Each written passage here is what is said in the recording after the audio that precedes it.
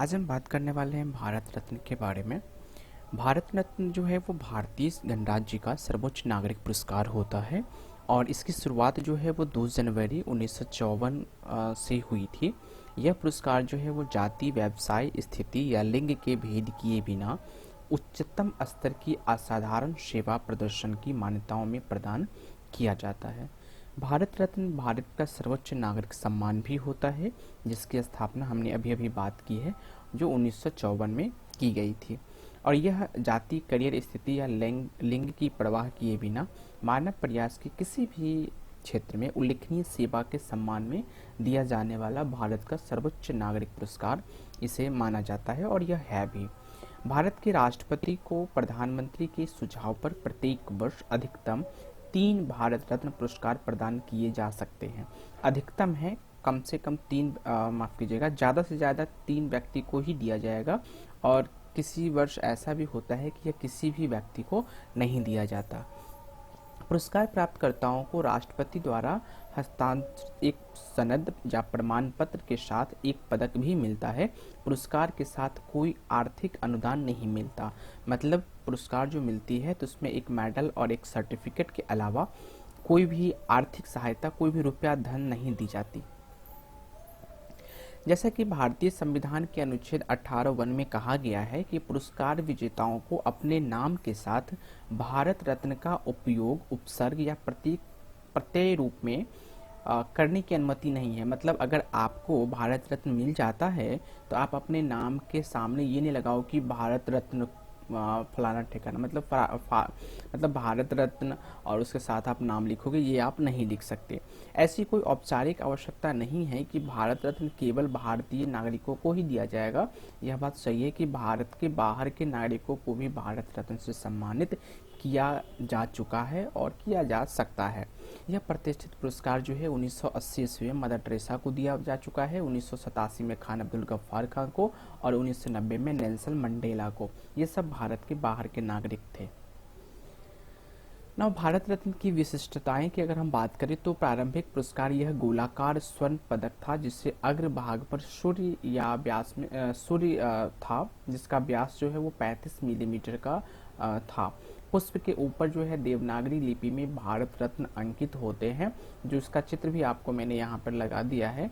भारत का राष्ट्रीय प्रतीक जो है प्लेटिनम से बना होता है, जो भारत का अशोक स्तंभ जो है उसकी बात हो रही है, जिसके दूसरी ओर देवनागरी लिपि में राष्ट्रीय आदर्श वाक्य सत्यमेव जयते लिखा होता है, जो यहाँ पर आप देख सकते हैं, सत्यमेव जयते।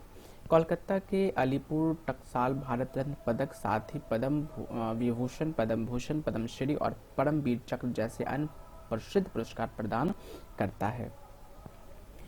निष्कर्ष की अगर हम बात करें तो भारत रत्न जाति, व्यवसाय, स्थिति, जैसे कि हमने पहले ही स्लाइड में देख लिया था कि ये किसी भी चीज की परवाह किए बिना उच्चतम स्तर के उत्कृष्ट सेवा प्रदर्शन की सराहना के लिए प्रदान किया जाता है।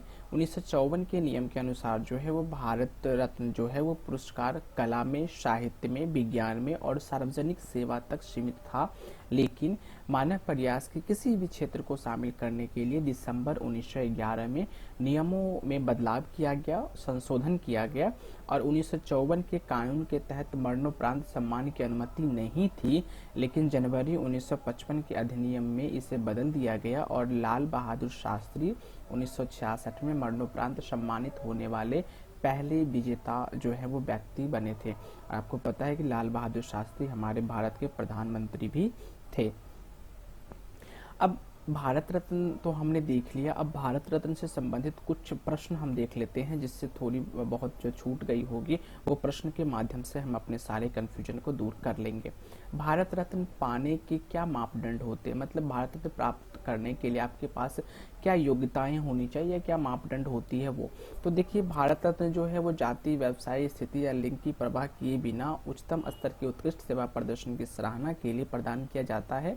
1954 के नियमों के अनुसार पुरस्कार कला, साहित्य, विज्ञान और सार्वजनिक सेवा तक सीमित था। मानव प्रयास के किसी भी क्षेत्र को शामिल करने के लिए माफ कीजिएगा 2011 में नियमों को संशोधन किया गया था और भारत रत्न प्राप्त करने के लिए यही मापदंड होती हैं। कोई भी आपके पास एजुकेशन का सर्टिफिकेट वगैरह नहीं होना मांगता है। सिर्फ आपको जो है सो कुछ ऐसा प्रदर्शन करना होता है जो भारत के नागरिकों के लिए या भारत के लिए सम्मान का बात होती है। नेक्स्ट है भारत रत्न लेने से किन्होंने इनकार कर दिया। सब तो चाहते हैं कि भारत रत्न ले, लेकिन इनको भारत रत्न लेने के लिए आग्रह किया गया था, बट इन्होंने इग्नोर कर दिया था कि मुझे भारत रत्न नहीं चाहिए। और वो है मौलाना अब्दुल कलाम आज़ाद, जो भारत रत्न पुरस्कार लेने से बिल्कुल मना कर दिए थे। और वह भारत के पहले शिक्षा मंत्री और देश की आज़ादी की लड़ाई में एक प्रमुख व्यक्ति भी थे। उन्हें 1992 में मरणोपरांत पुरस्कार मिला, क्योंकि वो जीते जी तो पुरस्कार नहीं लिए, तो मरणोपरांत जो है उनको पुरस्कार 1992 में दे दिया गया।